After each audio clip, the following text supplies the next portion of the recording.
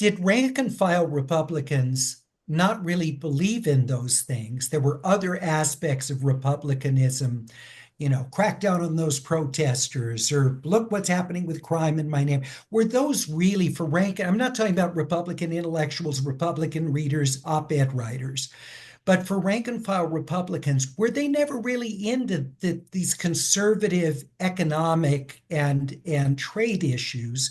So for them to go for Trump, it wasn't really abandoning something, or was there, in fact, a shift in point of view among Republicans generationally? Well, I'm always fond of that quote attributed to Groucho Marx. These are my principles. If you don't like them, I have others. And I think that's sort of what happened to many rank and file Republicans who were all about the Reagan agenda until they discovered that there were other principles and they were all about them. I think it's a combination of factors, Larry. I think to some extent, there's no doubt that the challenges of the 2020s are very different from the challenges of the 1980s. And so the Republican Party had to evolve. The second thing was there was a political opportunity to capture a lot of working class voters who would become disaffected with the Democratic Party, which they saw as increasingly elitist, coastal, removed from many of their concerns.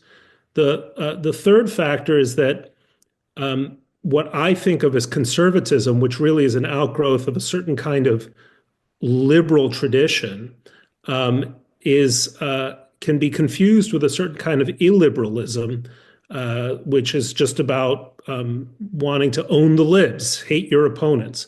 But the most important factor is that the Republican Party, as I see it, went from being a party to being a cult. And it's a cult ruled over by a very stern and angry master, Donald Trump, who is wielding power in highly personal and vindictive ways to impose his will on politicians who almost are by definition cowards because their job depends on popularity and the good opinion of their party leader.